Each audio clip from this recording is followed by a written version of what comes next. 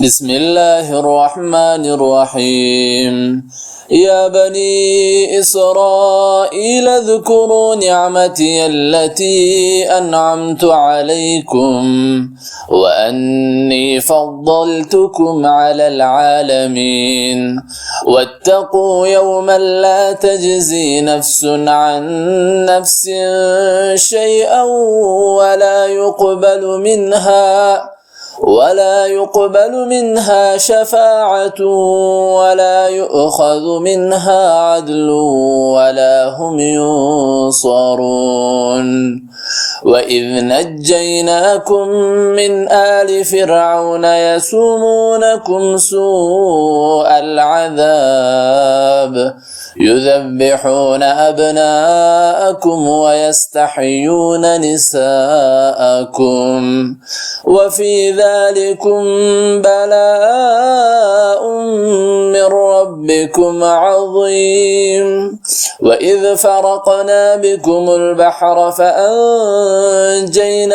وأغرقنا آل فرعون وأنتم تنظرون وإذ واعدنا موسى 40 ليلة ثم اتخذتم العجل من بعده وأنتم ظالمون ثم عفونا عنكم من بعد ذلك لعلكم تشكرون وإذ آتينا موسى الكتاب والفرقان لعلكم تهتدون وإذ قال موسى لقومه يا قوم إنكم ظلمتم أنفسكم باتخاذكم العجل فتوبوا إلى بارئكم فاقتلوا أنفسكم ذلكم خير لكم عند بارئكم فتاب عليكم إنه هو التواب الرحيم وإذ قلتم يا موسى لن نؤمن لك حتى نرى الله جهرة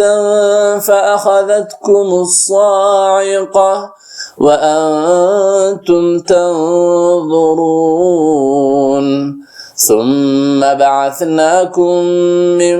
بعد موتكم لعلكم تشكرون وظللنا عليكم الغمام وأنزلنا عليكم المن والسلوى كلوا من طيبات ما رزقناكم وما ظلمونا ولكن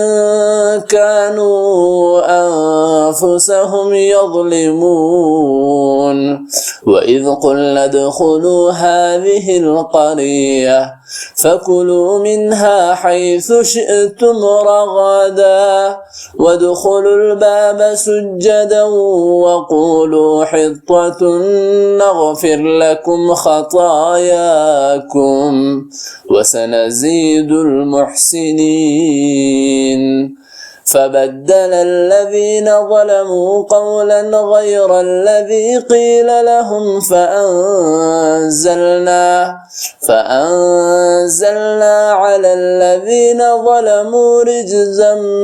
من السماء بما كانوا يفسقون.